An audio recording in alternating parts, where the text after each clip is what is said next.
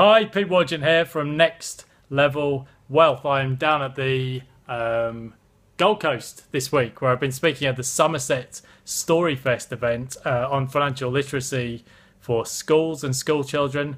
Kids from over 50 schools across the state here this week, and it's a huge event for Queensland. Now, I was listening to a Cranberries album on the way down here from Noosa yesterday called "Everyone Else Is Doing It, So Why Can't We?" And that's a phrase that has a lot of relevance to the economy and personal finance, especially as it relates to social proof, which is a cognitive shortcut that we use. Now, it has a rational motive. We think, well, other people have processed information and made decisions, and we can use their work, and we tend to conform, therefore, with other people because we believe that potentially they must know something that we don't. So, for example, when I was driving down yesterday from the Sunshine Coast, as you turn into the Royal Pines Resort down here, as I do every year, there's a very busy curry house in Benowa, and I always tend to think, well, it's always busy, so it must be good.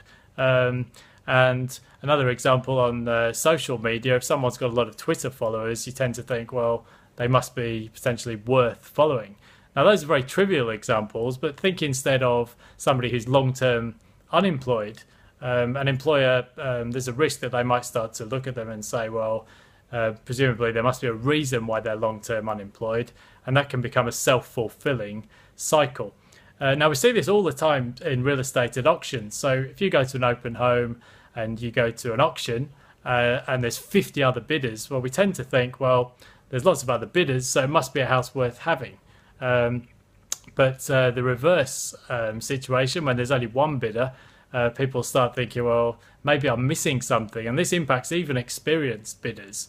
And that's even the case where you're potentially paying hundreds of thousands of dollars less than you might have been at the market peak. And we see the same thing in stock market media coverage as well.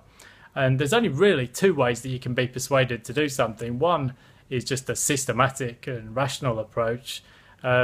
But the other way you can be persuaded is simply because other people are doing something, whether it's in large numbers or because of the particular individuals involved. Now, there are three impacts of social proofs to be aware of. Number one is the winner's curse.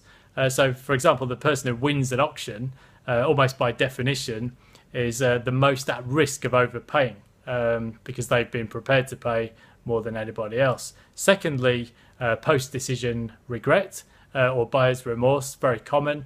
And the third thing to be aware of is that social proof can give rise to errors if people succumb to the herd mentality. Now, those are some of the negative impacts of social proof, but what about the positives that you can use?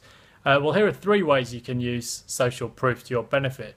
Number one, in your marketing or advertising. So if you collaborate with experts, for example, that will tend to reflect on you very well. The second thing you can do is show appreciation to your followers, because that coaches other people to do the same thing.